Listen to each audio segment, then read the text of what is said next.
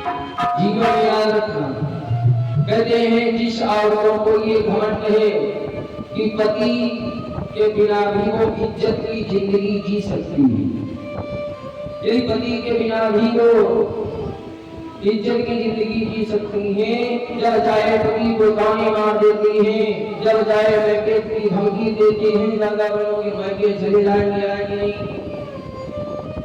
उन्हें इतना पता होना चाहिए कि पति वो ढाल है जिसके कारण किसी की बुरी आंख तुम्हें उठा करके नहीं देख सकती है, कोई उन पर उंगली नहीं उठा सकता है, क्योंकि जिसके कारण तुम बच्चों से सुखी नींद सो रही हो वो पति मजदूरी करके तुमको और बच्चों को खिलाता है, क्योंकि जो तुम्हारे आराम को करने के लिए लगातार हर रोज 10 घंटे 12 घंटे तक ड्यूटी करता है, बिजनेस करता है, काम करता है, लोगों की भली बुरी बातें सुनता है, कहानी सुन करके आता है और बाद में तुम कहानी मारो तो उसके हृदय में क्या ठेस पहुंचेगी?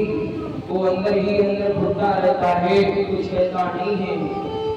क्योंकि आज जरा विचार कर लो, हम पति का अपमान कर रही हैं, पति के बिना भी अच्छे से रह सकती हैं, तो माताओं की गलतफहमी है। आपको हमेशा एक जीवन में बात याद रखो, यदि अपने घर को स्वर्ग बनाना है, अपने घर को अच्छा बनाना है, धर्म के मार्ग पर चलना है, तो आप 6 काम अवश्य धर्म की मत करो। वैसे तो भाई यहाँ के भक्त बहुत अच्छे, क्योंकि पूजा पाठ करने वाले, पर सभी लोग पूजा पाठ करते समय भी आप एक काम करो। कहते हैं पत्नी को पहला काम करना चाहिए कि पत्नी को हमेशा अपने चेहरे पर मुस्कान रखनी चाहिए, इससे तुम्हारे पति का भाग्य चमकता है। हाँ, ये बनाए पति अभी काम करके आवे और तुम मुंह लटका करके बैठी हो तो बड़ी परिवार है, देख करके आवे और उनका फोन खोलो, थोड़ा अपना भी डेकोरेशन कर लो, श्रृंगार कर लो। आजकल श्रृंगार पति के लिए नहीं रहते। अभी कोई पार्टी में जाना हो और पार्टी में जाना हो या बाजार जाना हो, कहीं मार्केट जाना हो, तब देखो कितना सर ढक के जाए, कहीं उनको क्या बोलो रोज ही देखते हैं, ये तो रोज ही देखते हैं, पर हमें बाहर दिखाना। अच्छा मैं आपसे पूछूं, ये जो आप श्रृंगार करती हो ये किसका है?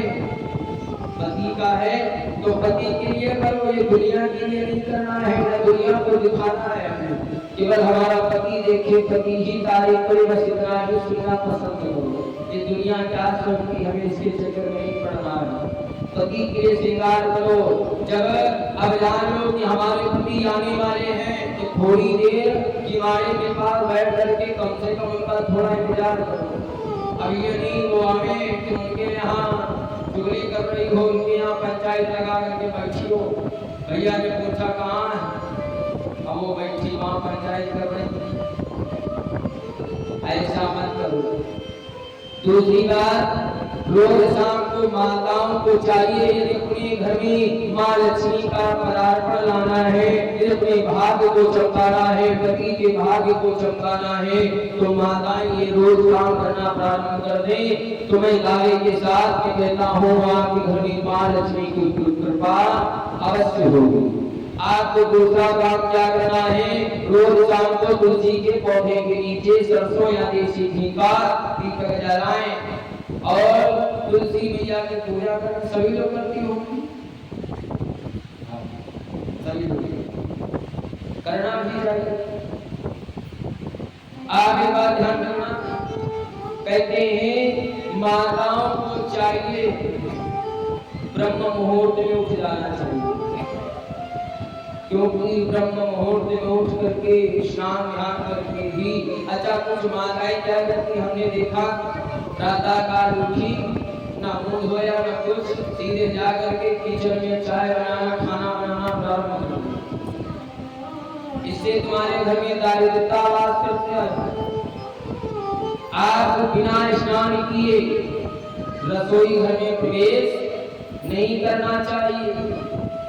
और आजकल की एक भी प्रथा चल गई, ये जो चरण पादुका पहन करके भोजन बनाने वाली प्रथा,